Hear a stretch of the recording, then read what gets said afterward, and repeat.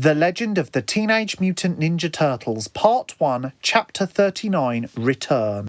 The next few minutes were little more than a hazy blur for Leonardo. He felt like death, and by the time the ninjas had dragged him into the cells and chucked him in, it looked as though he had passed out completely. "Leo!" April shrieked with delight from inside the opposite cell. Her beautiful face was a mess of sweat and tears. She still had a gash from the previous night, which created a blackened line surrounded by reddening above her left eyebrow, but now her bottom lip was split badly and had dripped blood over her chin and onto both her shoes, only one of which she was still wearing.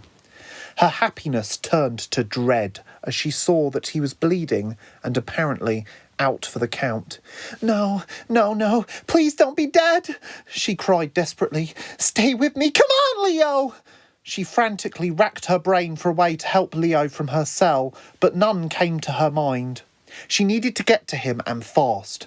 The two adjacent cells were two of about 20, which were located on 5 floors. April and Leo were at the bottom of these 5 floors. The 2 cells adjacent to each other and to the left of April and Leo's were empty except for the unstirring body of a female ninja. April did not need to check her pulse to know she was dead. It looked as though she had been there for years, just rotting. A ninja guard paced down the corridor past April's cell, and suddenly April gave birth to a vague and not particularly well thought out plan. But now was not the time to be picky. This was all she had.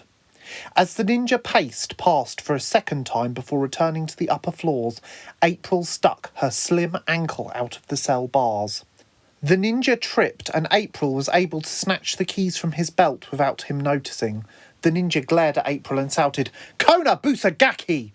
before passing around the corner.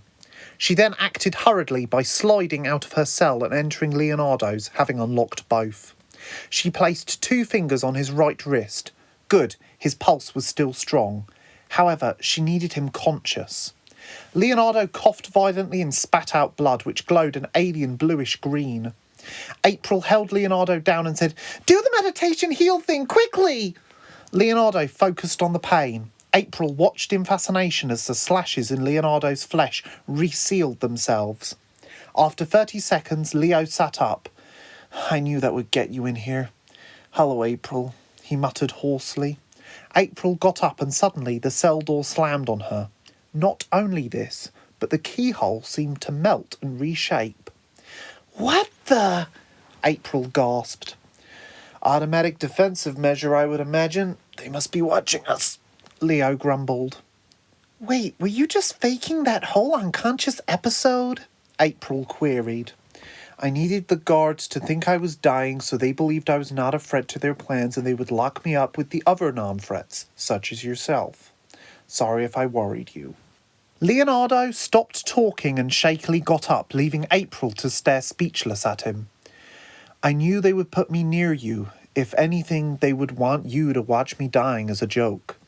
"Yeah, I'm laughing like there's no tomorrow in here," April muttered with a face that suggested she could not be further from laughing if she tried. Leo walked over to the bars of the dingy cell and kicked one with immense force. April expected no result other than a potential injury for the turtle, but the bar shockingly bent outwards. He then punched the dented bar and it subsequently snapped completely, allowing a gap wide enough for the 2 children to escape. "That was impressive," said April, still wide-eyed. Leonardo remained silent and focused. Soon after, they slid through the remaining bars and before they left, caught sight of a foot ninja carrying Leonardo's swords. Leonardo hid behind a corner and April tapped the ninja on the shoulder. Just as the ninja turned to face April, Leonardo crept from behind and used his legs to wrap around the ninja's legs to sweep the ninja off his feet with a colossus thwack. Leonardo then took back his swords and before anyone else noticed, he broke another window with his knee. He and his companion climbed out and ran as far as they possibly could from the repulsive building and its vile residents. 8 days later, and after the late completion of the Technodrome, several tests were carried out. Okay, don't get me wrong, I am a huge fan of the lasers, but I feel it too un-ninja-like. Add a couple of sword attachments and get it to fire shuriken from a couple of slots. That will really spite the rat. The shredder told Baxter whilst gripping the man's shoulder in a painful way that suggested that not doing as he was told was not recommended. Of course, Master Shredder, Baxter replied. Well, don't just stand there gawping and dribbling. You heard the man. Get to it. Baxter snapped to several weak and fatigue-ridden workers. Oh, and Baxter, do you still have the plans for those Saki chemical trackers? The shredder involuntarily smiled at the thought of something named after himself. The next day was an incredibly lazy Saturday. It was 5 a.m. Mikey was lying on his bed reading a Wonder Woman comic. "This has to be the best comic ever!" he cheered. Donatello was lying on his bed on the opposite side of the room, trying to cover his ears and still turn the pages of his book, A Brief History of Time by Stephen Hawking, with his elbows, unsuccessfully, and instead simply ripping a page out, which gracefully fell to the floor like a leaf in fall. "You say that about every comic book you read. The day you don't say that about a comic book is the day I'll know hell is frozen over," he angrily retorted. "It's so unpredictable, though. I don't know if the good guys will win and the bad guys will lose." "The good guys always win," moaned Donatello. "You know, I am trying to read this." He waved his book aloft, and 2 more pages gracefully fluttered out, much to Donatello's annoyance. Michelangelo pointed and said, "You appear to have lost a couple of—" "I know! I can see them! Unlike your common sense, they can be seen with the naked eye!" Donatello barked. Mikey giggled at the word naked. "Oh, grow up!" Donatello sighed.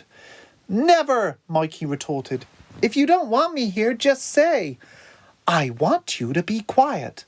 "I don't know if I can manage that," Mikey replied honestly. Donatello felt his breathing become heavier and politely asked Michelangelo to leave. He did so, a little sad to have been forced out of his very comfortable bed.